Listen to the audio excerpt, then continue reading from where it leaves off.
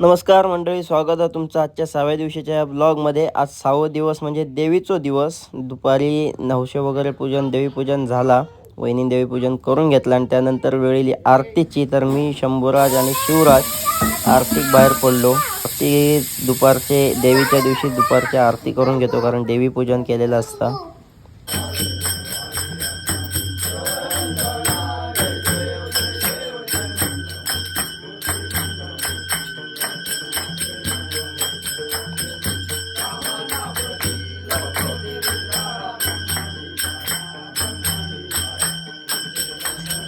आरती झाल्यानंतर महाप्रसादाची वेळ येईल। बाप्पाक नैवेद्य दाखवलो आणि रात्री बाहेर पडलो भजनाक। मुंबई तुझं तोंड टाकायचं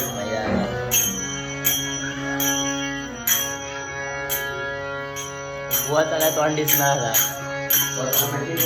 घातल्याचा एक काळा तोंडच दिसणार। मंडळी बुवा बघा, नवीन नवीन बुवा आमचे स्वामी समर्थ संगीत भजन मंडळाचे आणि बकवास वादक बुवा चेंगळे चेंगळे बघा बकवास वाले, बघा बकवास वाले बघा। अरे आणि मंडळी हे मुंबई करा बस मध्ये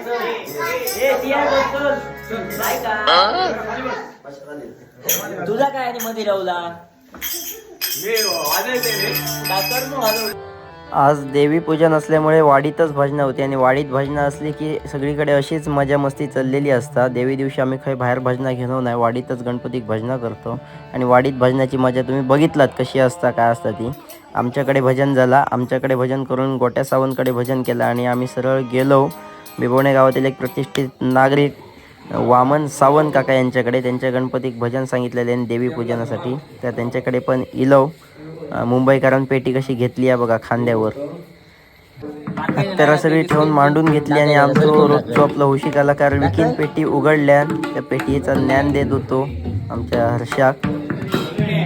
मजा मस्ती करत त्यांच्याकडे पण भजन पूर्ण केला वामन काकांकडे आणि होती उसळपाव खा खाली आणि आम्ही गेलो शेवटचं भजन करू बिबवणे गावचे माजी सरपंच अशोक म्हणजेच बंड्या कंदूरकर यांच्याकडे। त्यांच्याकडे शेवटचा भजन होता, विकीन पेटारो उघडलो आणि त्यांच्याकडे पण हसत खेळत भजन पूर्ण केला। शेवटचा भजन होता कंदूरकर काकांकडे, तर भजन पूर्ण केला आणि आजच्या देवीच्या दिवसाची भजनाची सांगता केली।